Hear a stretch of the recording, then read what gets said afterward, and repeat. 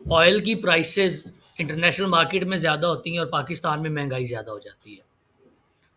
Russia का और Ukraine का कॉन्फ्लिक्ट होता है और पूरी दुनिया के ऊपर उसके असरात पड़ने लग जाते हैं और दुनिया घबरा जाती है कि शायद एक वर्ल्ड वॉर छिड़ जाएगी। तो दुनिया के अंदर होने वाली कोई भी डेवलपमेंट, हो सकता है आपके मुल्क के साथ डायरेक्ट उसका कोई लिंक ना हो, लेकिन उसके असरात आपके ऊपर पड़ते हैं। और अगर आपके ऊपर पड़ते हैं तो ज़ाहिर है आपके मुल्क के अंदर काम करने वाली ऑर्गेनाइजेशंस के ऊपर पड़ते हैं, और उस ऑर्गेनाइजेशंस के ऊपर अगर पड़ते हैं तो इसका मतलब है कि आप जिस तरह से मैनेजमेंट करते हैं उसके ऊपर भी उसके असरात पड़ते हैं। एक पहलू तो इसका ये है कि चूंकि दुनिया एक ग्लोबल विलेज है, इसमें कोई भी मुल्क, कोई भी कंपनी, कोई भी मैनेजर आइसोलेशन में काम नहीं कर रहा होता।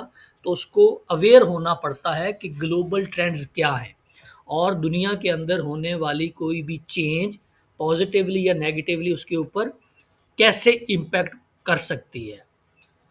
वर्ल्ड ट्रेड ऑर्गेनाइजेशन की एक ट्रीटी साइन हुई थी 1990 की दिहाई में। उसके बाद दुनिया के अंदर मौजूद तकरीबन 190 मुल्कों ने उस ट्रीटी को साइन किया था, जिसका मकसद ये था कि कोई भी मुल्क किसी भी कंपनी के ऊपर कोई रिस्ट्रिक्शन ऐसी नहीं लगाएगा कि मिसाल के तौर पे अगर नेस्ले है, नेस्ले पाकिस्तान की कंपनी नहीं है, तो पाकिस्तान की रियासत कोई ऐसी रेगुलेशन नहीं ला सकती जिससे नेस्ले डिसएडवांटेज में चली जाए और पाकिस्तान की कोई लोकल कंपनी एडवांटेज में चली जाए। मिसाल के तौर पे पाकिस्तान की कंपनी है हलीब, वो लोकल कंपनी है।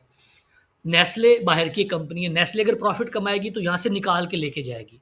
तो पाकिस्तान कोई भी ऐसा कानून नहीं पास कर सकता जिसमें वो हलीब को प्रोटेक्ट करे और नेस्ले को डिसएडवांटेज पे लेके जाए। तो अब इसका मतलब ये होगा कि आपने जब कम्पीट करना है पाकिस्तान में ऑपरेट करते हुए, तो आपने ना सिर्फ लोकल कंपटीशन को कम्पीट करना है, बल्कि इंटरनेशनल कंपटीशन को भी कम्पीट करना है। तो ग्लोबल जो पर्सपेक्टिव है उसको देखने का एक तरीका तो ये है कि कुछ ऐसे एक्सटर्नल फैक्टर्स हैं जो कि आपके ऊपर असरअंदाज हो रहे होंगे और आपको अपनी जो मैनेजमेंट है, जो आपकी स्ट्रैटेजी है, उसको अकॉर्डिंगली बनाना होगा। और दूसरा इसका पर्सपेक्टिव ये होता है कि अगर आप उस एंड पे चले जाते हैं, इस एंड पे तो आप रिसीविंग एंड पे है ना, कि बाहर चेंज होता है और आपके ऊपर उसका असर पड़ता है और आप उसके रिएक्शन में कोई स्ट्रैटेजी बनाते हैं।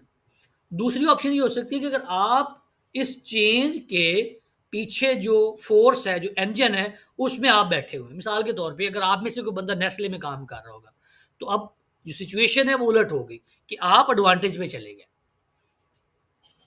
आप एडवांटेज पे चले गए क्योंकि आप नेस्ले में काम कर रहे हो। नेस्ले का जो वॉल्यूम है, मिसाल के तौर पे मैं आपको एक रियल लाइफ एग्जांपल बता देता हूँ इसी नेस्ले और हलीब के केस में, कि जो कंपनी का साइज़ होता है, जो कंपनी की ओवरऑल मैनेजमेंट की अप्रोच होती है, उससे कितना फ़र्क पड़ता है। आप लोगों को शायद याद नहीं होगा, 2003, 4, 5 में हलीब और नेस्ले फ्रंट ऑन एक दूसरे के मुकाबले में कंपनियाँ थी। अब तो आपको शायद लगेगा हलीब कंपनी कौन-सी है? आपको पता है हलीब कंपनी है एक पाकिस्तान की, जो दूध बनाती है। दूध के डब्बे जो बनाती, छोटी-सी कंपनी है। अब नहीं, टेट्रा पैक तो टेट्रा पैक का वो डब्बा होता है जिसके अंदर दूध होता है। टेट्रा पैक डब्बे बनाता है। वो पैकिंग वाला डब्बा टेट्रा पैक बनाता है, नेस्ले भी वही इस्तेमाल करता है, हलीब भी वही इस्तेमाल करता है। तो 2003-4 में ये कंपनियाँ तकरीबन एक-दूसरे के बराबर मुकाबले के ऊपर थी। अब जो मैं साबित करना चाहता हूँ इस एग्ज़ाम्पल से वो ये है कि जो अप्रोच होती है ना किसी भी कंपनी की, वो डिफ़ाइन करती है कि उसने सक्सेसफुल होना है या नहीं होना। ईद का मौका था, समहाउ सप्लाई चेन में आने वाली डिस्रप्शन की वजह से जो दूध और योगर्ट नेस्ले ने मार्केट में फेंका, क्योंकि ईद से पहले जो सप्लाई होती है वो बढ़ा दी जाती है क्योंकि सेल ज़्यादा होगी। तो दूध की और योगर्ट की जो सप्लाई थी नेस्ले ने भी बढ़ा दी तमाम मार्केट के अंदर, और हलीब ने भी बढ़ा दी। समहाउ वेदर कंडीशन की वजह से दोनों का जो सप्लाई किया हुआ स्टॉक था वो ख़राब हो गया। अब अप्रोच में डिफरेंस देखें, इधर थे हलीब में चौधरी साहब, चौधरी डेयरीज लिमिटेड है, ये सीडीएल है, चौधरी डेयरीज लिमिटेड कंपनी का नाम है, उनका ये ब्रांड है हलीब। तो चौधरी साहब ने कहा कि पूरे पाकिस्तान से अगर दूध खराब हो गया तो ये अगर वापस उठाएंगे तो इतना नुकसान होगा, पड़ा रहने दो, निकल जाएगा। ऑन द अदर हैंड जब नेस्ले को पता लगा कि हमारा जो स्टॉक हमने भेजा है मार्केट के अंदर वो ख़राब है, उन्होंने तमाम स्टॉक वो उठाया और उसको डंप कर दिया, उसको ज़ाया कर दिया। वो टर्निंग पॉइंट था जिसके बाद कभी भी हलीब वापस मार्केट का शेयर गेन नहीं कर पाई। आप एज़ ए कंज्यूमर सोचें कि अगर आप, ये फूड आइटम है, योगर्ट और दूध इज़ अ फूड आइटम। अगर आप खाने की कोई चीज़ लेके आते हैं और वो ख़राब निकलती है, तो मेरा ख़्याल है एज़ ए कंज़्यूमर आप कभी भी वो चीज़ दोबारा परचेज़ नहीं करेंगे। It's a food item, very sensitive purchase होती है ये। तो इससे ये पता लगता है, इससे ये फ़र्क ज़ाहिर होता है कि जो अप्रोच होती है, इधर एक सेठ साहब बैठे हुए थे, उधर एक प्रोफ़ेशनल मैनेजमेंट बैठी हुई थी।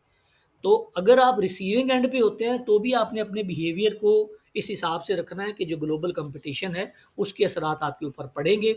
और अगर आप दूसरे एंड पे हैं, तब भी आपने अपनी जो अप्रोच टू मैनेजमेंट है, वो इस तरह रखनी है कि इस तरह से एक शॉर्ट टर्म गेन के लिए अपना लॉन्ग टर्म कंपनी का बेड़ा गर्क नहीं कर लेना।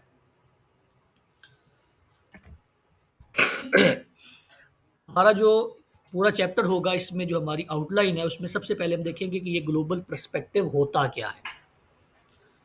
उसमें हम एक्सप्लेन और कंपेयर करने की कोशिश करेंगे कि टर्म इस्तेमाल होती हैं कुछ, प्रोक्लेटिज्म, एथनोसेंट्रिक, पॉलीसेंट्रिक और जियोसेंट्रिक। इनका क्या मतलब होता है जब भी आप मैनेजमेंट कर रहे होंगे ग्लोबल सीन के अंदर। उसके बाद जो ग्लोबल इन्वायरमेंट है, उसके कौन कौन से ऑर्गन्स हैं, हमें कैसे पता लगेगा कि ये ग्लोबल इन्वायरमेंट है।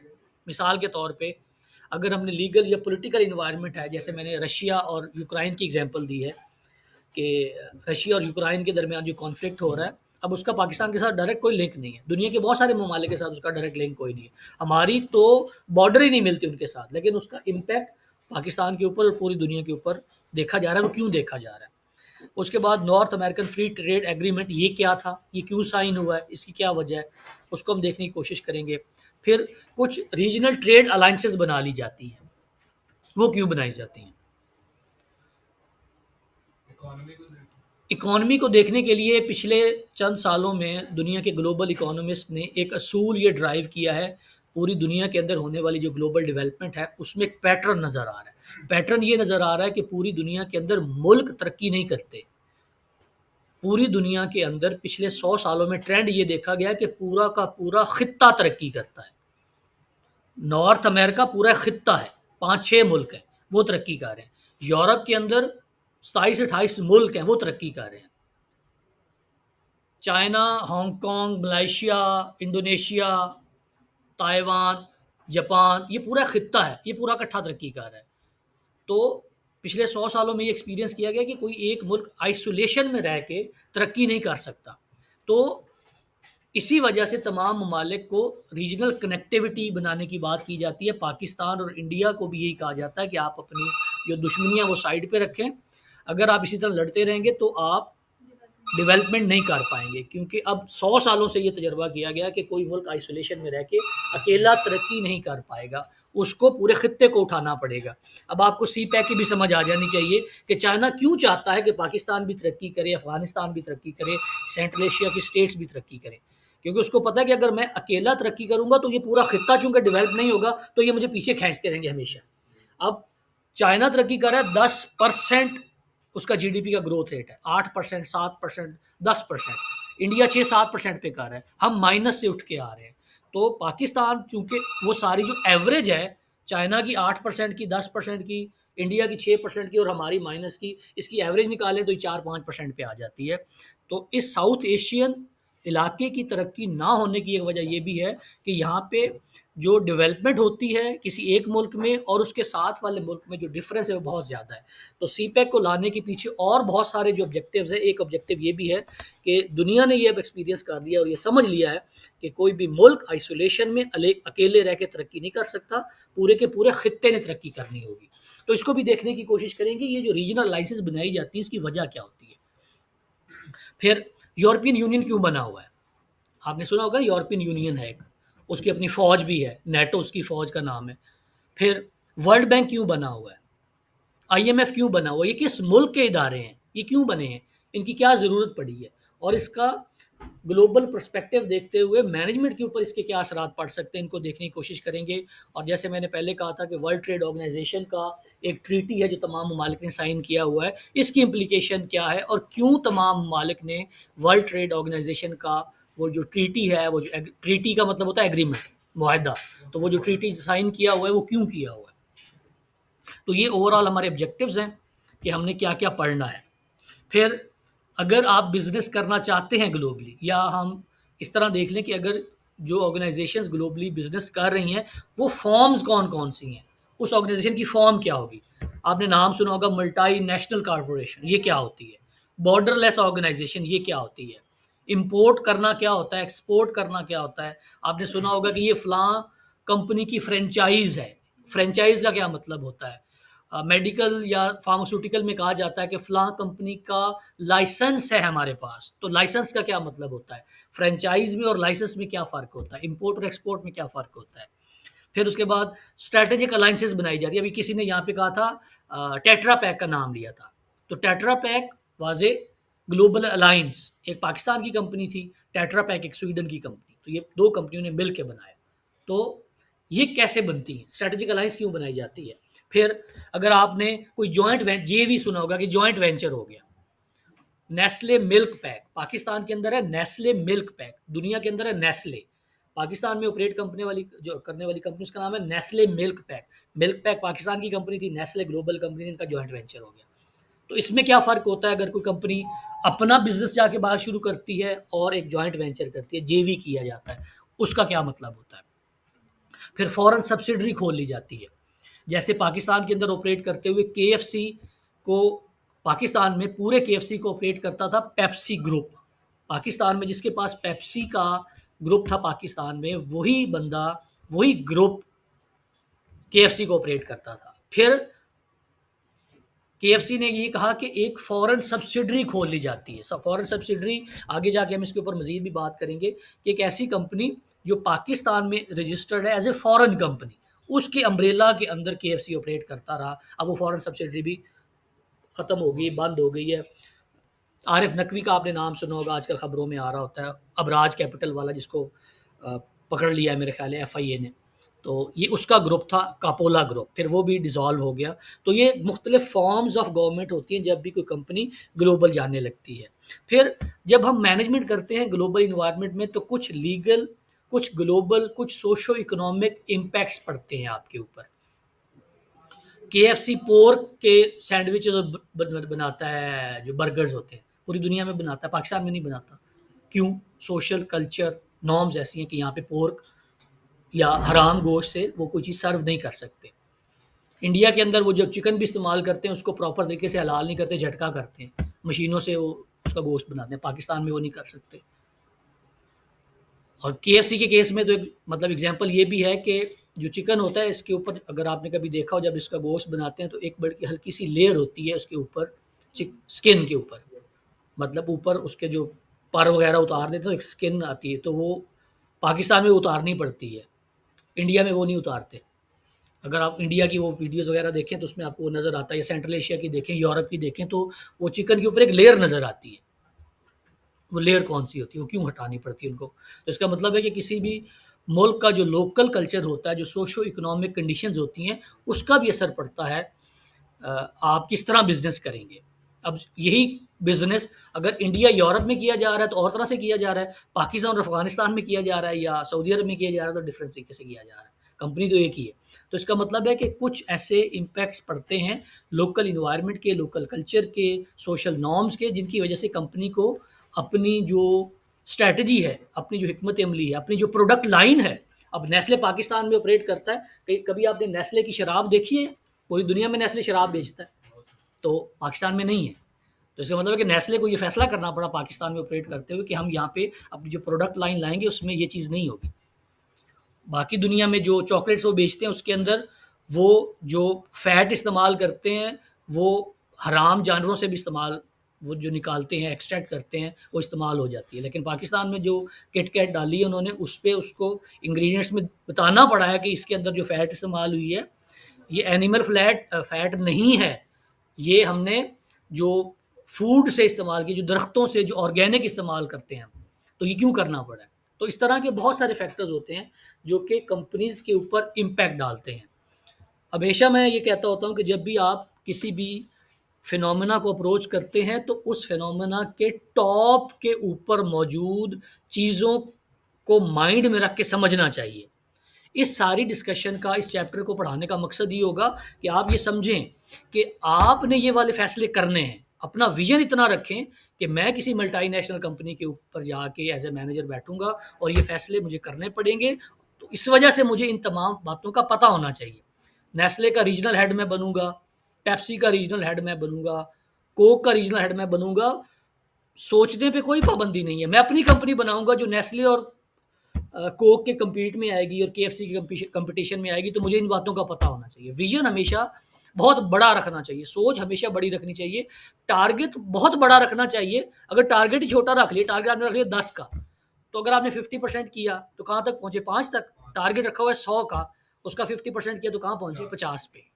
तो मांगते हुए बड़ा मुंह खोल के मांगना है। विजन बनाते हुए, विजन रखते हुए, अपनी सोच डिफाइन करते हुए, अपना फ्यूचर डिसाइड करते हुए या उसके बारे में विजुलाइज करते हुए हमेशा बड़ा सोचें। बड़ा सोचेंगे तो उसका अगर 1% भी अचीव हो गया तो वो उससे बेहतर होगा कि अगर आपने जो विजन ही है वो भी बहुत छोटा रखा हुआ है। अच्छा जी, तो ये हमारे ऑब्जेक्टिव्स हैं जिनको हम इंशाल्लाह आज स्टडी करने की कोशिश करेंगे। अच्छा जी, ये जब भी आप सोचते हैं ग्लोबल पर्सपेक्टिव के बारे में, मैनेजमेंट के बारे में, लोगों के बारे में, कंपनीज के बारे में, तो ये 4 तरह से कोई भी एक इंडिविजुअल मैनेजर अपनी मैनेजमेंट की अप्रोच और मैनेजमेंट का जो तरीका होगा, उसके बारे में अपनी अप्रोच जो डिफाइन करेगा वो इन 4 तरीकों से करता है। प्रोक्लेकिज्म होता है कि अगर आप अपनी जो अप्रोच है उसको इस तरह डिफाइन कर दें कि चीज़ों को हैंडल करने का, चीज़ों को ऑपरेट करने का, चीज़ों को एग्जीक्यूट करने का एक ही तरीका होता है। अगर आपकी अप्रोच ये है कि काम करने का एक ही तरीका है और इससे नतीजा क्या निकलेगा, ये चीज़ किस तरफ लीड करेगी कि आपके अंदर एक इनएबिलिटी पैदा हो जाएगी इस बात को रिकग्नाइज करने की कि लोगों के दरमियान डिफरेंसेस होते हैं। अगर मैं ये कहूँ कि ये 50-60 जो बंदे बैठे हुए हैं, इनको मैंने एक तरीके से लेके चलना है, इनको एक ही तरीके से पढ़ाऊँगा, इनको एक ही तरीके से असेस करूँगा और इनको जो काम दूँगा ये तमाम उसी एक तरीके से करके आएँ। तो इसका मतलब है कि मैं आप तमाम लोगों को एक ऑर्गेनिक होल के तौर पे ले रहा हूँ और this is my inability to recognise कि जो इंडिविजुअल्स होते हैं वो डिफरेंट होते हैं, मुख्तलिफ होते हैं। जैसे मैंने कहा था कि साइकोलॉजी का पहला असूल ये होता है कि जब भी आपने इंडिविजुअल बिहेवियर को स्टडी करना है, इंडिविजुअल पर्सनैलिटी को स्टडी करना है, तो इस असूल से करना है कि ये तमाम इंसान ताले की तरह हैं, जो कि एक तरह से नज़र आते हैं लेकिन हर ताले की चाबी डिफरेंट होती है। एक तरह से नज़र आना डजंट मीन कि वो एक तरह के ही हैं। तो जो प्रोक्लिज्म होता है इसका मतलब ये होता है कि इंसान, एक मैनेजर ये समझे कि चीज़ों को एग्जीक्यूट करने का जो तरीका है वो एक स्टैंडर्डाइज तरीका है, एक ही तरीका है और उसको इसी तरीके से करना चाहिए। नुकसान इसका साथ ही जैसे मैंने एक्सप्लेन कर दिया कि इसका मतलब है कि you are unable to identify कि पीपल का जो बिहेवियर होता है, जो लोगों का बिहेवियर होता है वो डिफरेंट होता है और लोग एक दूसरे से डिफरेंट होते हैं। पहला तो पर्सपेक्टिव ये होता है कि जब भी आप as a global manager operate कर रहे होंगे, आप ये समझें कि जो मैंने सीख लिया है ना, जो मुझे पता चल गया है एक काम को करने का, this is the best approach to do this job और तमाम लोगों को इसी तरह करनी चाहिए। एक अप्रोच ये हो सकती है। एथनोसेंट्रिक एथनोसेंट्रिक अप्रोच ये होती है कि इसमें भी आप प्रोक्लिज्म ही कर रहे होते हैं, प्रोक्लिस्टिक अप्रोच ही है, लेकिन इसके पीछे जो लॉजिक होती है वो ये होती है कि जिस तरह से, अगर मैं पाकिस्तान से हूँ तो पाकिस्तान में जिस तरह से काम किया जाता है, this is the best way to do the job. आपकी कंपनी पाकिस्तान से है और आपने अमेरिका के अंदर अपने बिजनेस ऑपरेशन शुरू कर दी हैं, तो अगर आपकी ये अप्रोच होगी कि मैंने वहाँ पे मैनेजमेंट करते हुए वो अप्रोच इस्तेमाल करनी है जो कि मेरे होम कंट्री में इस्तेमाल होती थी।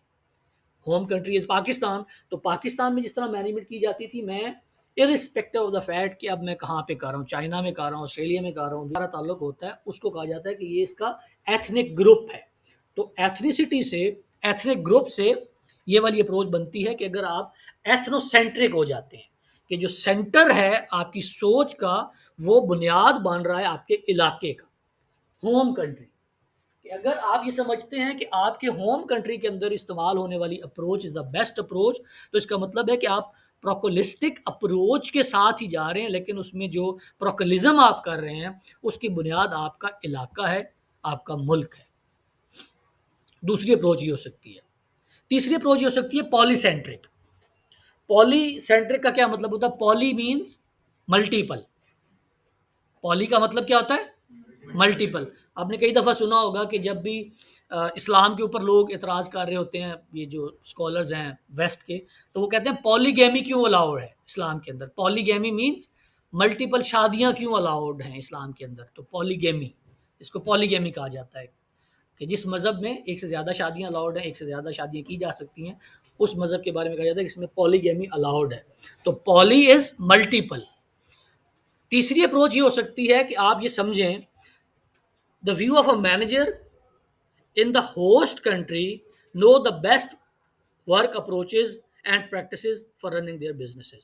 अब ये होम कंट्री से बिल्कुल उलट है कि नेस्ले वाले ये कहें कि पूरी दुनिया में तो हम एक सर्टन तरीके से काम करते हैं, लेकिन अब पाकिस्तान में रहते हुए हमने जो मैनेजमेंट करनी है उसमें हमने अपनी जो अप्रोच है उसको पॉलीसेंट्रिक बनाना है, क्योंकि जो मैनेजमेंट का बेहतरीन तरीका हो सकता है वो हो सकता है जिसमें होस्ट कंट्री में जो इस्तेमाल होता है। Host country is Pakistan. अगर आपकी कंपनी कहीं बाहर जा रही होगी तो आपके लिए वो होस्ट कंट्री होगा। तो पहली अप्रोच ये है कि चीज़ों को काम करने का जो पर्सपेक्टिव है वो एक ही बेहतर बेहतर तरीका है कि मैं एक तरीका डिफाइन कर लूँ, स्टैंडर्डाइज बना दूँ और सबको को इसी तरह करो। लेकिन इसमें मसला ये होगा कि this is your inability to recognise difference between the people. लोगों के दरमियान डिफरेंस होता है, एक ही काम 10 लोगों को कहें 10 तरीकों से करके लाएंगे, तो इसमें ये मसला आता है। दूसरे में एथनोसेंट्रिक, कि आप ये कहें कि मेरे इलाके में ऐसे होता है, हमारे मुल्क में ऐसे होता है। फिर पॉलीसेंट्रिक, जैसे मैंने कहा कि मल्टीपल तरीकों से काम किया जा सकता है, तो बेस्ट इज कि उस इलाके के लोग ये जिस तरह करते हैं मैं उनको अलाउ करूँ कि उसी तरह कर लें। चौथी अप्रोच ये हो सकती है जियोसेंट्रिक। जियोसेंट्रिक, जियो कहा जाता है अमूमन जब आपने रेफर करना होता है दुनिया को, जियो पोलिटिकल हालात इस तरह के हैं, जियोग्राफी पढ़ाई जाती है, जियोग्राफी दुनिया का नक्शा, दुनिया के हालात। तो जियो सेंट्रिक अप्रोच ये हो सकती है कि आपकी जो अप्रोच हो वो वर्ल्ड ओरिएंटेड हो, कि पूरी दुनिया में इस काम को करने का बेहतर तरीका क्या है, पूरी दुनिया के अंदर इस काम को करने का जो बेहतर तरीका है वो क्या है। अगर आपकी अप्रोच मैनेजमेंट करते हुए वाइल गोइंग ग्लोबल ये होगी तो इसको कहा जाएगा कि आपकी जियोसेंट्रिक अप्रोच है। अब इसका एक तरीका तो ये होगा कि थ्योरेटिकली आपको पता चल गया कि जब भी ग्लोबल मैनेजमेंट की, ग्लोबल पर्सपेक्टिव की बात की जाएगी तो मैनेजमेंट की ये 4 अप्रोचेस होंगी। अब इन चारों में से द सिचुएशन वो डिफाइन एंड डिटरमिन कि आपने कौन सी इस्तेमाल करनी है। आपको पता चारों का होना चाहिए, लेकिन किस सिचुएशन में कौन सी वाली अप्रोच आपने इस्तेमाल करनी है, ये उस वक्त के हालात और उस वक्त के वाकयात ये बात डिटरमिन करेंगे, इस बात का फैसला करेंगे। ठीक है, ये चारों अप्रोचेस की समझ आ गई आपको? अच्छा, अब जैसे मैंने कहा था कि जो रीजनल अलाइंसेस बनती हैं जी, जो ट्रेड की रीजनल अलाइंसेस बनती हैं इनके ऊपर हम बात करेंगे कि ये जो रीजनल अलाइंसेस बनाई जाती हैं मुख्तलिफ इलाके मिल के ट्रेड करते हैं उसकी क्या वजह होती है। तो उसमें जो सबसे पहली रीजनल अलाइंस हम देखने की कोशिश करेंगे दैट इज़ यूरोपियन यूनियन। ये 27 ममालिक हैं यूरोप के जिन्होंने मिल के एक बनाई हुई है एक association. It is a unified economic and trade entity. It is a unified trade entity. इसका मतलब ये है कि ये जिस तरह पाकिस्तान और इंडिया जब ट्रेड कर रहे होते हैं तो एक एंटिटी पाकिस्तान है, एक एंटिटी इंडिया है, दो मुल्क हैं, दो ट्रेड एंटिटीज़ हैं। ये 27 मुल्क हैं लेकिन सिंगल ट्रेड एंटिटी है कि अगर आपने, और इनके लिए वीज़ा भी एक ही होता है, शेंजन वीज़ा लगे, आप शेंजन वीज़ा लगा होगा, आप यूरोप के, यूरोपियन यूनियन के किसी भी मुल्क में आप जा सकते हैं, एक वीज़ा लगेगा, पासपोर्ट के ऊपर एक स्टैंप लगी होगी, आप किसी मुल्क में भी जा सकते हैं। Euro as a single currency, इसका हिस्सा यूके था पहले, यूके निकल गया है, यूके की अपनी करेंसी थी पाउंड स्टर्लिंग। तो जब तो वो निकल गया, तो अब उसके बाद जितने मुल्क रह गए 27, इनकी सब की एक ही करेंसी है। तो इसका मकसद क्या है कि अगर आपने यूरोपियन यूनियन के किसी भी मुल्क के साथ ट्रेड करनी है, आपकी सिंगल करेंसी होगी, सिंगल लॉज होंगे, और अगर आपने किसी भी यूरोपियन यूनियन के कंट्री का ट्रैवल करना तो एक ही वीज़ा लगेगा। तो इससे वो वाली बात दोबारा रेफर कर लें कि इसकी ज़रूरत क्यों पेश आती है, ये करने की वजह क्या थी, एक सिंगल ट्रेड यूनिटी बनाने की, यूनिफाइड यूनिट बनाने की ज़रूरत क्यों पेश आई।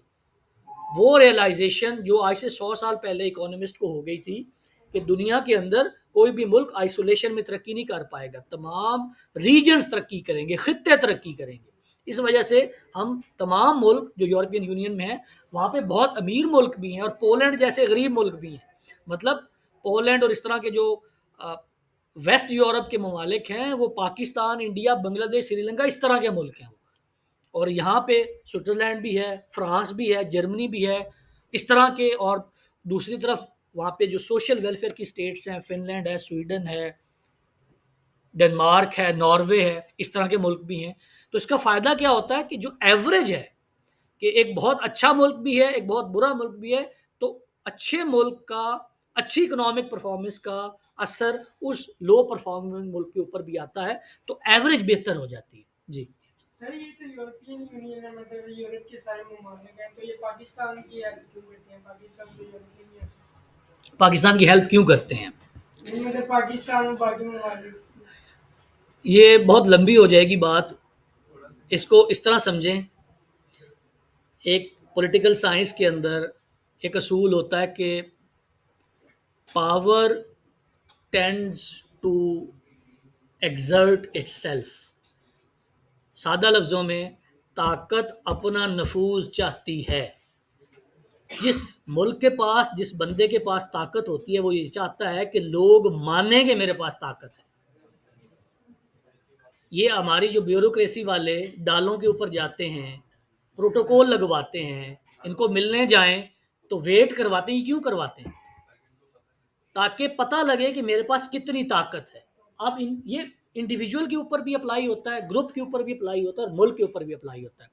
जब भी जिस कौम के अंदर ताकत होगी, पावर होगी, वो चाहेगी कि बाकी मुल्कों को भी पता लगे। मुसलमानों के पास ताकत आई 1400 साल पहले, क्या किया उन्होंने? सारी दुनिया को कहा कि हमारा जो तरीका ना, ये मानो। वो फौजें क्यों निकली थी अरब से? क्या करने निकली थी?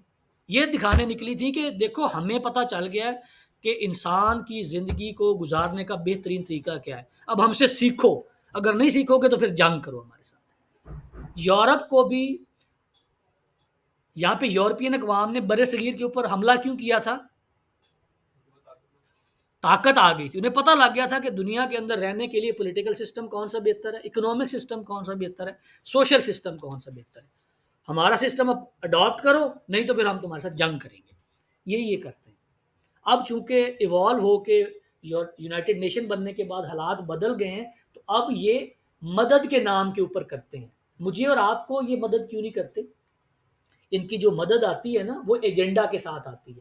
हमारे मीडिया के अंदर बहुत ज़्यादा फंडिंग है यूरोपियन यूनियन की। वो क्यों करते हैं? वो क्यों करते हैं? यूरोपियन यूनियन में बैठा हुआ है कि यूरोप का मुल्क पाकिस्तान के मीडिया को पैसे दे रहा है। मेरा एजेंडा, मेरा पॉलिटिकल सिस्टम, मेरा सोशल सिस्टम लोगों को बताओ कि ये सुपीरियर है। ताकत अपना नफूज चाहती है, power tends to exert itself. जो मेरे पास, इंडिविजुअल को देख लें, आपकी तो सेहत थोड़ी सी कमज़ोर है ना, अगर आप थोड़े से तगड़े होते ना, आप ही गुजरते हुए किसी को ऐसे ठुड्डा करा देते, ऐसे रैप्टे मार देते। क्यों? कि मेरे अंदर ताकत आ गई है, मेरे अंदर जवानी है। तो ये एक फिनोमेना है जो इंडिविजुअल में भी होता है, बंदे में भी होता है, मुल्क के अंदर भी होता है, कंपनी के अंदर भी होता है। कि जब भी ताकत होगी किसी के पास, वो चाहेगा कि मेरी इस ताकत को एक्नॉलेज किया जाए। आप कभी किसी सरकारी अफसर के पास जाएं और उसकी जो रिक्वायर्ड लेवल ऑफ इज्जत है ना करें, फिर देखें आपके साथ वो करता क्या है। वो क्या चाहता क्या है? वो ये चाहता है कि मुझे तुम मानो कि मैं बाबू हूँ, मेरे पास ताकत है, मेरे कलम के अंदर ताकत है, मेरे सिग्नेचर में ताकत है, वो मानो। तो यूरोपियन यूनियन भी यही चाहता है। ठीक है जी। तो एक यूनिफाइड, एक सिंगल यूनिट बनाया गया, ट्रेड की एंटिटी, जिसका मकसद ये था। असूल आपने ये याद रखना है कि हमेशा 100 साल के एक्सपीरियंस के बाद ये बात स्टैब्लिश होगी कि मुल्क तरक्की नहीं करेंगे, खित्ते तरक्की करेंगे। तो उन खित्तों को तरक्की कराने के लिए सबको साथ मिला के चलना पड़ेगा। फिर जैसे मैंने कहा कि this is unified economic and trade entity. अब देखें ना, ये बात तो शुरू हुई थी कि हमने ट्रेड एंटिटी बनानी है। नेटो क्यों बनाई है इन्होंने? नेटो क्या है? फौज है ना। यूरोपियन ममालिक की फौज भी बना ली। वो क्यों बनाई है भाई? आप तो ये चाहते थे ना कि हमने इकोनॉमिक डेवलपमेंट करनी, इसलिए हमने एक ब्लॉक बनाया है ताकि सारे मुल्क के खिता तरक्की करे। फौज बनाने की क्या जरूरत थी? हम चौधरी होते हैं, हम दुनिया के चौधरी होते हैं और हमें माना जाए कि हम चौधरी होते हैं। जो नहीं मानेगा तो 27 मुल्कों की फौज है तुम्हारे ऊपर चढ़ दौड़ेगी। लीबिया वाले नहीं माना ना, तो लीबिया वाले का बता दिया उन्होंने कि तुम नहीं मानोगे तो ये होगा। शाम में नहीं मान रहा है तो ये हो जाएगा। देखिए, अच्छी बात जब मुसलमानों ने की थी तब सही थी, जब हम फौजें लेके निकल पड़े थे। आप और मेरे आज 30-40 नस्लें पीछे जाए तो कोई हिंदू निकलेगा, कोई सिख निकलेगा, कोई क्या निकलेगा। ये दुनिया का असूल है, राइट इज माइट। जिसके पास ताकत होगी वो कहेगा मेरी बात मानो। बिल्कुल रिवर्स हुआ है 180 पे। अरब से फौजें निकली थी, यूरोप तक गई थी। Spain was in Europe, Europe का मुल्क है ना स्पेन। फ्रांस के मिड तक गई थी अरब फौजें, मुसलमानों की फौजें, हमारी फौजें। अब वो रिवर्सल हुआ है, अब यूरोप की फौजें अरब में बैठी हुई। तो ये तो मतलब दुनिया का असूल है, कभी उनकी बारी कभी हमारी बारी। हमारी बदकिस्मती ये है कि हमारी बारी हम तब पैदा हुए जब हमारी कुट लग रही है। ठीक है जी। तो European union was an economic entity, a trade entity. फौज बनाने की क्या जरूरत है? फौज इसलिए बनाई है ना ताकि अपने आप को एग्जर्ट किया जा सके। जो हमारी बात नहीं मानेगा उसको हम सिर्फ ये कह देंगे कि हमारे पास 27 मुल्कों की फौज है, ज्यादा नहीं है, बस सिर्फ कोई 9 लाख और 60,000 की फौज है, बस ये छोटी सी। तो ये यूरोपियन जो यूनियन है उसके ममालिक का नक्शा है। अच्छा जी, उसके बाद जो रीजनल ट्रेड अलायंसेस के बारे में हम अगले की बात करेंगे, that is North American free trade agreement. अब ये फ्री ट्रेड एग्रीमेंट है बेसिकली। नेफ्टा, इसको नेफ्टा कहा जाता है। नेफ्टा इज टू एलिमिनेट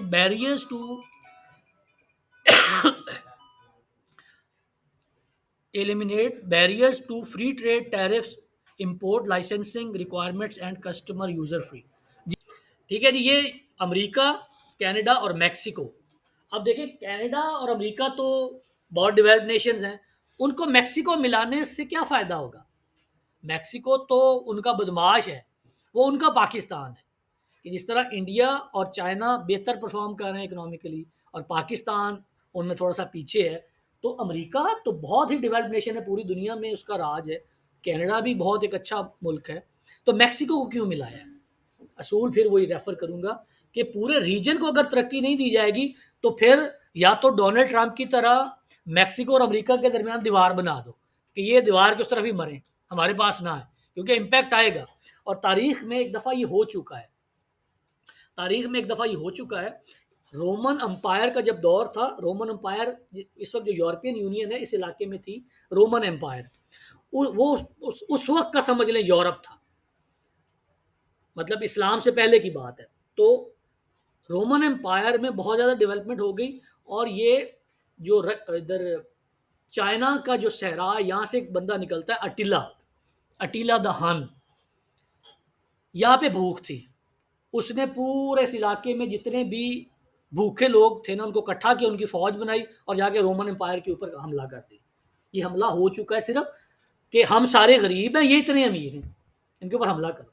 फिर बाकायदा रोमन एम्पायर को एक पीस ऑफ लैंड अटीला को देना पड़ा कि यार अपने ये सारे जो तुम्हारे साथ भूखे नंगे आए हैं जो हमें खाने को दौड़ रहे हैं, इनको लेके यहाँ पे आबाद हो जाओ। और वो उस बंदे ने वहाँ पे 40-50 साल हुक्मरानी की, बल्कि उसके बाद उसकी नस्ल आगे चली और वो पूरा मुल्क बना। तो यही खतरा है कि अब मैक्सिको वाले बॉर्डर क्रॉस करके अमेरिका आ जाते हैं और वहाँ पे आके फिर चोरियां करते हैं, डाके करते हैं, बंदों को मारते हैं। तो अब ये अपने आप को बचाने के लिए अमेरिका ने ट्रेड अलायंस बना ली कि यार जो हम डेवलपमेंट कर रहे हैं इसमें से मलाई तो हम खा रहे हैं, थोड़ी थोड़ी छाछ इनको भी डालते रहे, हमारा पेट ना फाड़ दें। और इसमें एक और बात भी याद रखने की है कि जो internal management of the capitalistic system है, internal management of the capitalistic system, अमीर से टैक्स लेके गरीब को क्यों दिया जाता है? सोशल वेलफेयर स्टेट में अमीरों से टैक्स लेके गरीबों को क्यों दिया जाता है? इस्लाम के अंदर भी ज़कात क्यों है? ताकि जो डिवाइड है between the have and have nots वो इतनी ना बढ़ जाए कि ये जो भूखे हैं ये अमीरों के ऊपर हमला करना शुरू कर दें कि यार मुआशरे के अंदर इतनी तकसीम क्यों है। मुल्कों के ऊपर भी यही अप्लाई होता है। एक तरफ मैक्सिको में इतनी गुर्बत है कि अमेरिका के ऊपर वो हमला करने को तैयार है, और हिस्ट्री में एक दफ़ा जैसे मैंने कहा हो भी चुका है कि एक यहाँ से एक बंदा उठता है, यहाँ से सहरा से उठता है और जाके उस वक्त की रोमन एम्पायर के ऊपर हमला कर देता है कि हमारे पास खाने को कुछ नहीं है, तुम यहाँ पे कैथेड्रल्स बना रहे हो, स्टेडियम्स बना रहे हो, और यहाँ पे वो लड़ रहे हो, तुम वो जो होते थे ग्लैडिएटर्स की फाइट्स करवा रहे हो तुम। तो इसलिए खित्ते तरक्की करते हैं और जो डिवाइड होती है ये अननेचुरल ना हो जाए, ये बहुत खलीज जो है ना ये बहुत बड़ी ना हो जाए, ममालिक इस बात को इंश्योर करते हैं। तो इसी तरह से जो ट्रेड बैरियर्स हैं between Mexico, US and Canada eliminate करने के लिए उन्होंने एक नेफ्टा बनाई हुई है। इसी तरह की एसोसिएशन आसियान के अंदर भी है, जो 10 साउथ एशियन ममालिक हैं उसको आसियान कहा जाता है, association for south east Asian Nations, ASEAN उसको कहा जाता है। फिर इसी तरह की एक अफ्रीका के अंदर है अफ्रीकन यूनियन, जिसके अंदर 55 कंट्रीज़ हैं, और ईस्ट अफ्रीकन कम्युनिटी भी एक इसी तरह की ऑर्गेनाइजेशन है जिसके अंदर 6 ऐसे कंट्रीज़ हैं जो कि अफ्रीकन लेक्स के रीजन में हैं, तो उन्होंने भी अपनी एक ईस्टर्न अफ्रीकन की कम्युनिटी बनाई हुई है। मकसद इन तमाम एसोसिएशंस का, इन तमाम एंटिटीज़ का वो सेम है कि जो डेवलपमेंट है वो आइसोलेशन में नहीं होगी, और जो ट्रेड बैरियर्स हैं उनको हटाना होगा। जिस मुल्क ने ज़्यादा तरक्की कर ली है उसका कुछ ना कुछ इम्पैक्ट उन कम तरक्की याफ्ता ममालिक के ऊपर भी आना चाहिए।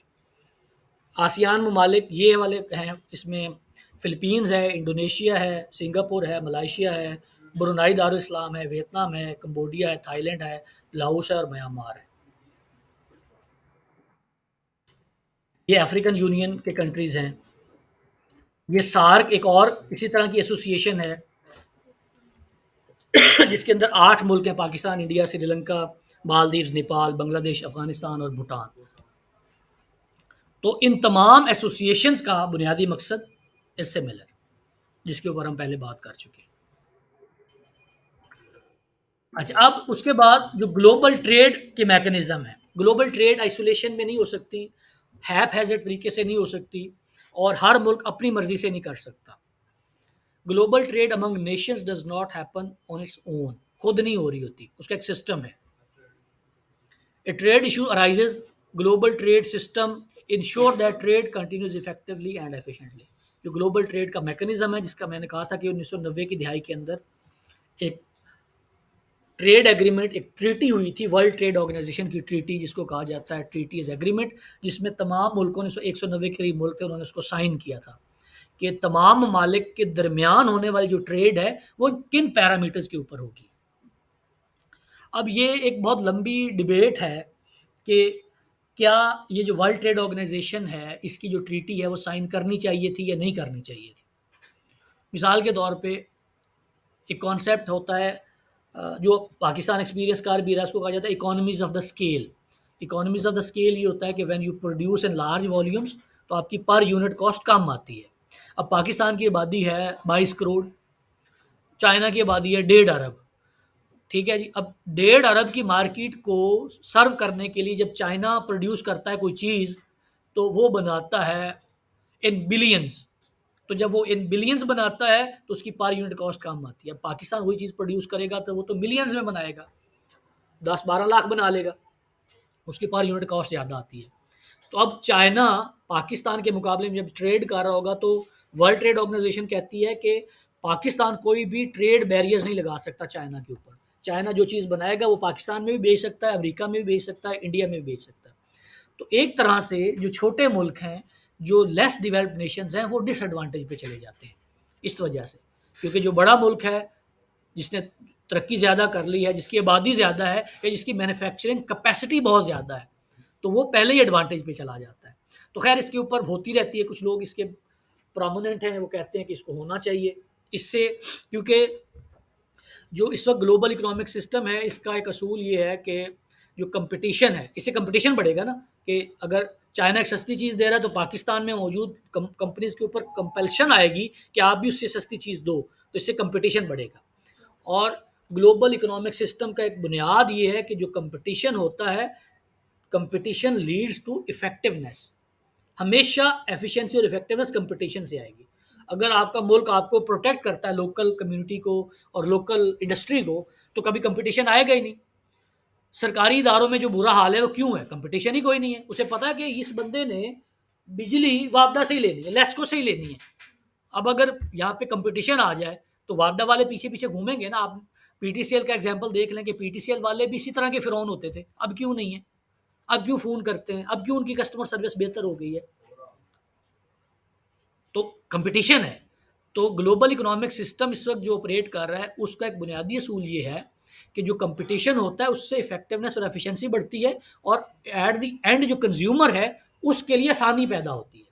अब वर्ल्ड ट्रेड ऑर्गेनाइजेशन के केस में इसके नुकसान भी हैं और फ़ायदे भी हैं। हर मुल्क के लिए ये फैसला करना और ये ट्रेड ऑफ करना समटाइम मुश्किल हो जाता है कि वो किन चीज़ों को अलाउ करे और किन चीज़ों को डिस्करेज करे और किन चीज़ों के ऊपर पाबंदी लगाए।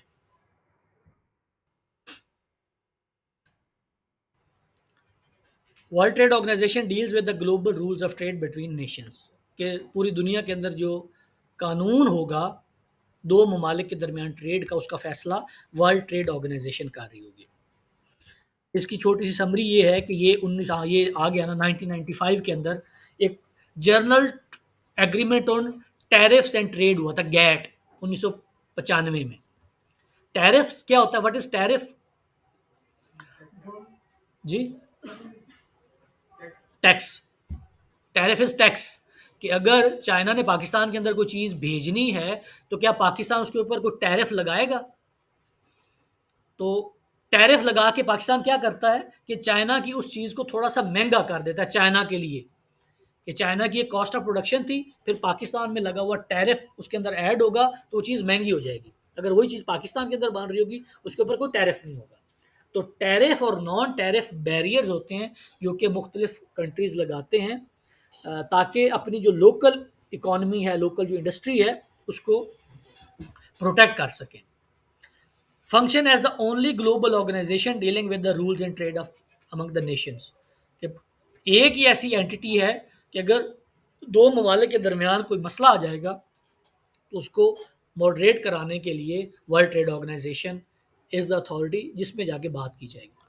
164 इसके मेंबर कंट्रीज़ हैं, और ये मकसद इसका ये बनाया गया था कि ये एक तो मॉनिटर करेगी और प्रमोट करेगी कि जो दूसरे ममालिक हैं उनके अंदर जो ट्रेड है उसको प्रमोट किया जा सके।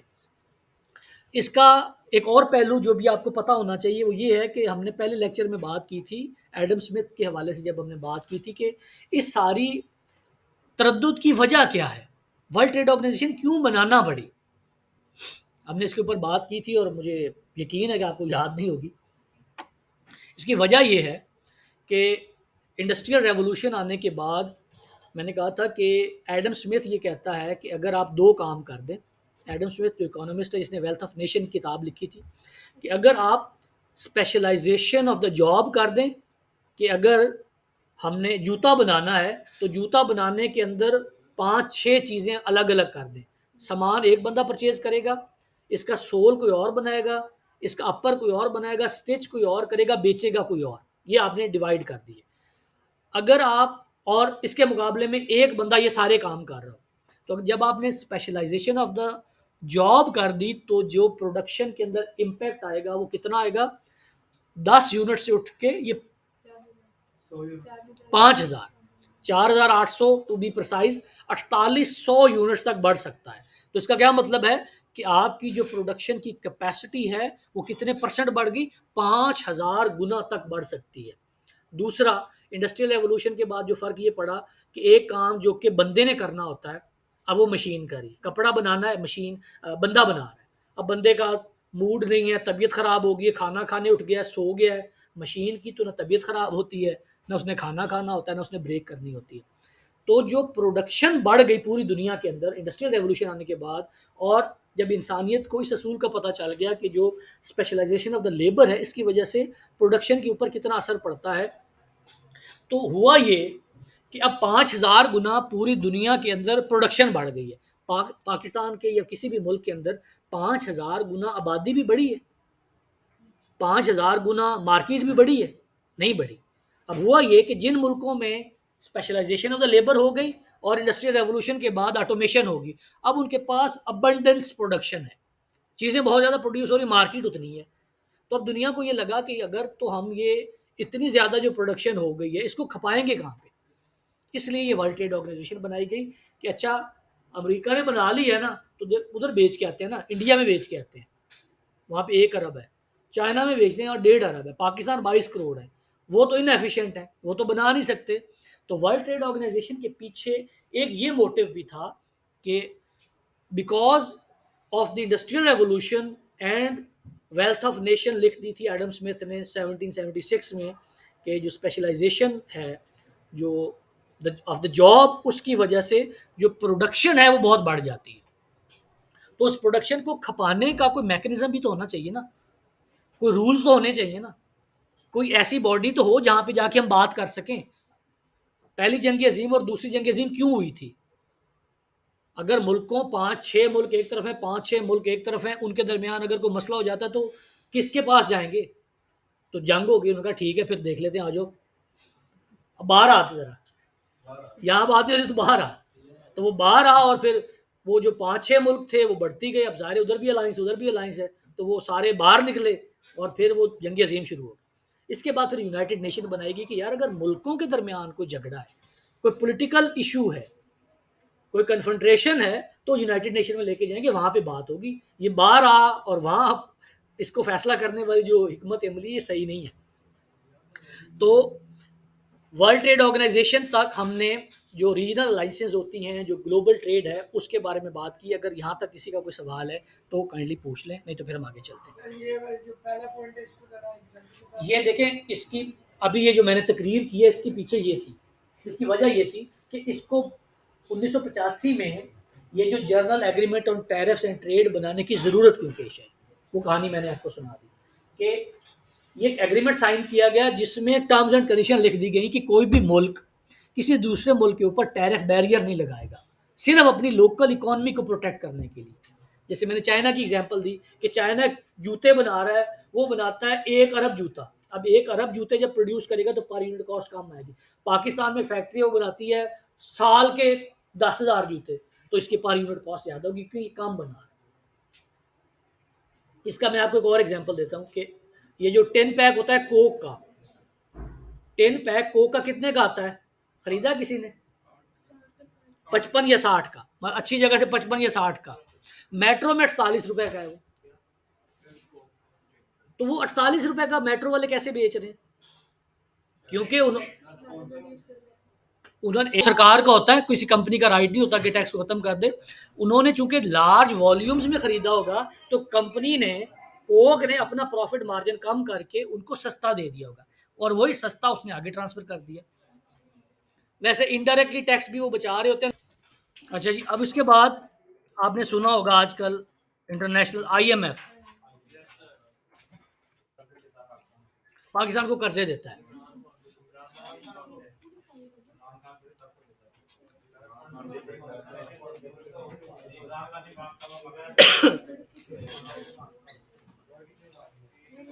ये भी एक तरह की ग्लोबल ऑर्गेनाइजेशन है जैसे वर्ल्ड ट्रेड ऑर्गेनाइजेशन थी, जिसका बुनियादी मकसद ये है कि ये जो मॉनेटरी सपोर्ट है मुख्तलिफ ममालिक को ये देता है और टेक्निकल असिस्टेंस देता है और लोन्स देता है, ताकि जो इंटरनेशनल मॉनेटरी मसाइल हैं ममालिक के, उनको सॉल्व किया जा सके। अब फिर ये यहाँ पे वो दोबारा सवाल ये पैदा होगा कि IMF क्यों देता है पैसे? किसी ने यहाँ से सवाल पूछा था कि यूरोपियन यूनियन दूसरे ममालिक को सपोर्ट क्यों करता है, तो IMF कर्जा क्यों देता है?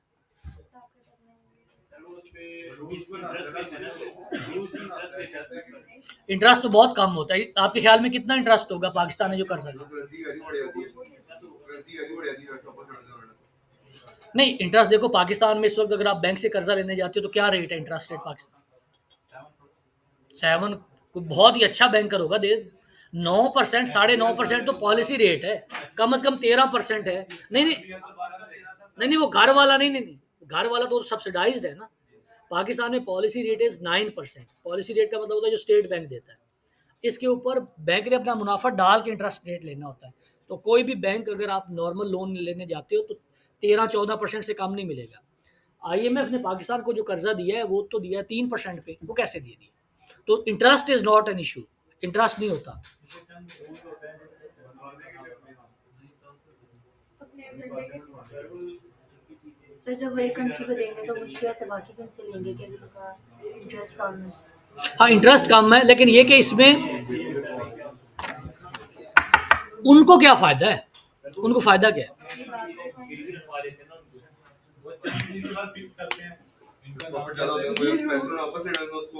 सर जी उनकी अथॉरिटी है। अथॉरिटी आ जाती है। हाँ, एक वजह तो ये होती है कि वो अपनी जो उनका एजेंडा, ये आईएमएफ किनका है? चाइना का तो नहीं, चाइना। इसमें मुख्तलिफ ममालिक के वोटिंग राइट्स हैं, सबसे ज़्यादा अमेरिका के वोटिंग राइट्स हैं। तो कोई भी आईएमएफ का फैसला अमेरिका के वोटिंग राइट्स के बगैर नहीं हो सकता। तो इसके मल्टीपल रीजंस हैं। इसका जो रिफॉर्म एजेंडा होता है पाकिस्तान में इस वक्त आपको जो महंगाई नज़र आती है वो इसी वजह से नज़र आती है कि जिस कंडीशन के ऊपर ये कर्जा देता है उन कंडीशंस के साथ पाकिस्तान में जब उनको एग्जीक्यूट किया जाता है, जब इम्प्लीमेंट किया जाता है, तो उसकी वजह से उस मुल्क के अंदर महंगाई ज़्यादा होना शुरू। ये तो बहुत लंबी बात है, बस इसको इतना समझ लें कि ये एक पॉलिटिकल टूल है जो कि अमेरिका इस्तेमाल करता है, क्योंकि इसमें सबसे ज़्यादा जो मेजर वोटिंग राइट्स हैं वो अमेरिका के पास है। वैसे तो इसके पास 190 ममालिक हैं जो कि इसके मेंबर हैं, लेकिन जो वोटिंग राइट्स हैं सबसे ज़्यादा वो अमेरिका के पास है।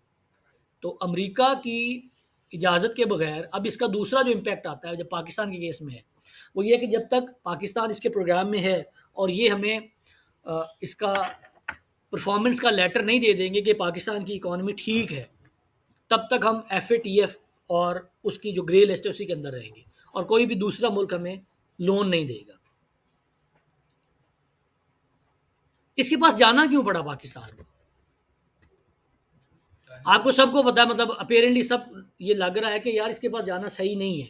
इतना तो सबको ही पता है कि कोई कह रहा है कि अपने वो बातें मनवाता है, कोई कहता है महंगाई होती है, कोई कहता है ये पॉलिटिकल टूल है, कोई कहता है इंटरेस्ट लेता है। तो ये सारी तो बुरी बातें हैं, तो क्यों गया था पाकिस्तान इसके पास?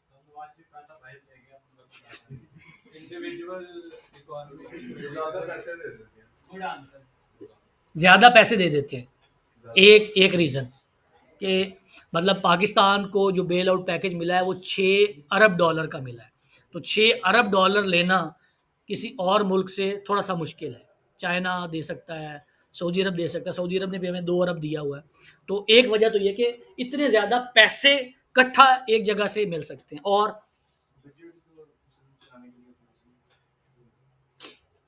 अच्छा, ये एक बहुत बड़ी कन्फ्यूजन है, इसके ऊपर बात करते हैं। बजट वाला सीन नहीं होता ये। डेवलपमेंट के लिए हाँ, दूसरी कन्फ्यूजन ये है, ये 2 बातें हमेशा याद रखनी है कि जब भी आईएमएफ से पैसे आते हैं वो डेवलपमेंट के लिए $1 भी नहीं इस्तेमाल हो सकता। दूसरा, रियासत अपना खर्चा करने के लिए इसमें से $1 भी नहीं इस्तेमाल कर सकती। इसका मकसद क्या है? हाँ, अब ये अच्छा सवाल है। ये तभी पता लगेगा इस पैसे का मकसद क्या है, वो तभी पता लगेगा जब आपको ये पता होगा कि पाकिस्तान इसके पास गया क्यों था। नहीं, क्यों गया था मतलब हमें सबको पता है। आप लोग मतलब इकोनॉमिस्ट नहीं है, लेकिन आप तमाम को पता है कि यार इसके नुकसान हो रहे हैं। बैंक करप्ट हो रहा है। बैंक करप्ट रियासत कभी नहीं हुई। कभी सुना है कोई रियासत बैंक करप्ट होती हो? ये तीसरी कन्फ्यूजन है। ये जितने भी तीनों बातें आपने की ना, ये मिथ्स हैं, ये गलत फहमियाँ, इनको दूर कर लें। आईएमएफ का पैसा कभी डेवलपमेंट के लिए इस्तेमाल नहीं होता। कभी भी आईएमएफ के पैसे से हुकूमत $1 भी खर्च नहीं कर सकती और रियासत कभी बैंक करप्ट नहीं होती। बंदे होते हैं, इदारे होते हैं। कभी ये नहीं कहना पाकिस्तान बैलेंस ऑफ व्हाट, हमारे पास इतने पैसे दुनिया को दिखाने के लिए। अब 90% आपकी बात सही है। इसमें एक लफ्ज़ और ऐड कर लें कि हमारे पास डॉलर दिखाने के लिए। मसला क्या था? नहीं, मैं आपको मसला समझा देता हूँ। मसला ये था, पाकिस्तान का मसला ये था कि पाकिस्तान के अंदर पाकिस्तान का करंट अकाउंट एक होता है, उसका डेफिसिट था तकरीबन 18 अरब डॉलर।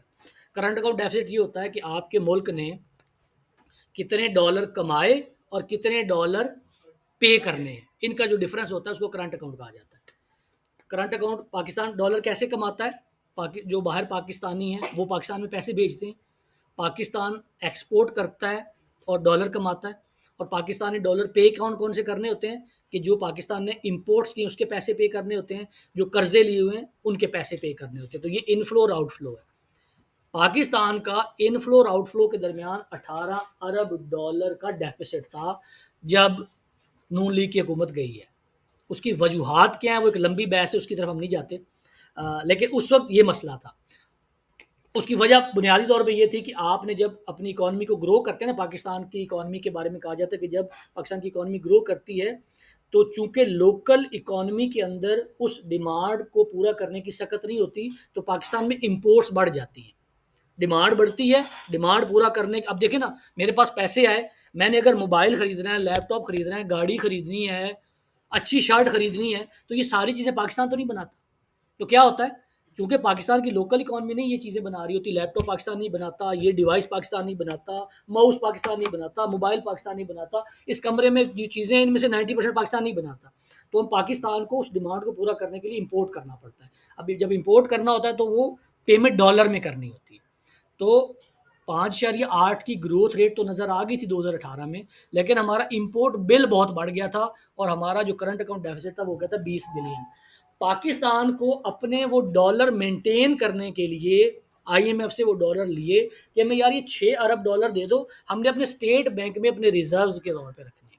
ये वजह थी पाकिस्तान के उनके पास जाने की। अब जब वो कहते हैं कि 6 अरब डॉलर मैं तो आपको दे देता हूँ, लेकिन मेरी ये शराइत है। अब शराइत क्या होती हैं, आईएमएफ ये कहता है कि आपके मुल्क का खर्चा ज़्यादा है, आपकी आमदन कम है। तमाम रियासतों का यही होता है।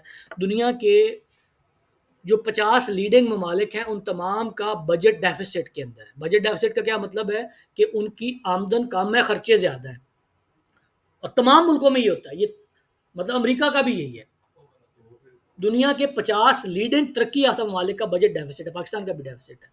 आईएमएफ कहता है कि नहीं, ये जितना आपका आमदन है उतना ही खर्च करो। अब ये मुमकिन ही नहीं है। अब जब आमदन और खर्च बराबर करना होता है तो बिजली महंगी करो, सब्सिडी ख़त्म करो, तेल महंगा करो, गैस महंगी करो, लोगों के ऊपर टैक्स लगाओ। अब पाकिस्तान के अंदर जो महंगाई है उसकी बुनियादी एक वजह ये है कि रियासत को कहा जा रहा है अपनी इनकम बढ़ाओ। अब इनकम कैसे बढ़ाएगी, इनकम बढ़ाने का यही तरीका है ना, मुझसे और आपसे लेगी रियासत। रियासत का अपना कारोबार थोड़ी है, जो हैं वो सारे लॉस के अंदर है, पीआईए लॉस के अंदर है, रेलवे लॉस के अंदर है।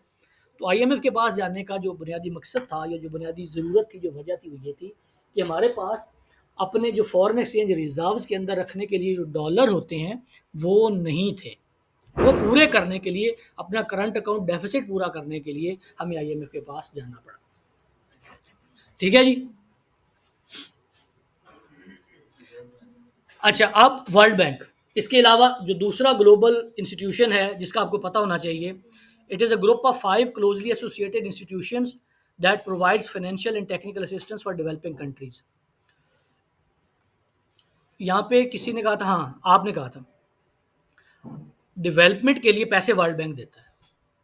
आईएमएफ जो पैसे देता है वो बजटरी प्रोविजन के लिए देता है, सिर्फ डॉलर अपने अकाउंट में रखने के लिए देता है कि ये डॉलर मैंने दिए, रख लो, इस्तेमाल नहीं कर सकते, अपने रिजर्व्स को दिखाने के लिए। तो जो डेवलपमेंट के पैसे होते हैं, पाकिस्तान के अंदर जो डैम्स बने हैं वो वर्ल्ड बैंक की फंडिंग से बने हैं। तो डेवलपमेंट के प्रोजेक्ट्स के लिए जो पैसे देता है वो वर्ल्ड बैंक देता है, और जो बजटरी सपोर्ट और एक्सचेंज रिजर्व्स के लिए पैसे देता है वो आईएमएफ देता है। ठीक है। अच्छा जी, इसी तरह की एक और जो ग्लोबल ऑर्गेनाइजेशन है, that is Organisation for Economic Co-operation and Development, OECD इसको कहा जाता है। ये 1961 में बनी थी और इसके अंदर तकरीबन 38 मेंबर्स हैं जो कि सस्टेनेबल डेवलपमेंट के लिए काम करते हैं। Majority of the member countries are from Europe. तो ये भी उस तरह की एक रीजनल अलाइंस है जो कि अपने मेंबर ममालिक के दरमियान जो इकोनॉमिक ग्रोथ है उसको शेयर करके पूरे खित्ते को, पूरे रीजन को डेवलप करने की ये कोशिश है। तो ये एक ग्लोबल पर्सपेक्टिव समझने की हमने कोशिश की कि चूँकि ऑर्गेनाइजेशंस आज के ग्लोबल विलेज में आइसोलेशन में ऑपरेट नहीं कर रही होती, अगर ऑर्गेनाइजेशंस आइसोलेशन में ऑपरेट नहीं कर रही होती तो मैनेजर भी आइसोलेशन में ऑपरेट नहीं कर रहा होता, और अगर मैनेजर आइसोलेशन में ऑपरेट नहीं कर रहा होता तो उसकी मैनेजमेंट भी आइसोलेशन में नहीं हो सकती। तो दुनिया के अंदर होने वाली तमाम तब्दीलियों का इम्पैक्ट पड़ता है किसी भी ऑर्गेनाइजेशन के ऊपर, ऑर्गेनाइजेशन के अंदर होने वाली मैनेजमेंट की अप्रोच के ऊपर। तो being a manager, being a student of management, आपको इन तमाम ट्रेंड्स का भी पता होना चाहिए और इनके क्या क्या असरात पड़ते हैं। देखें, आईएमएफ हो सकता है आपके लिए एक इररेलेवेंट टॉपिक हो कि आईएमएफ का क्या ताल्लुक है, मैंने तो मैनेजमेंट करनी है। लेकिन अगर आपने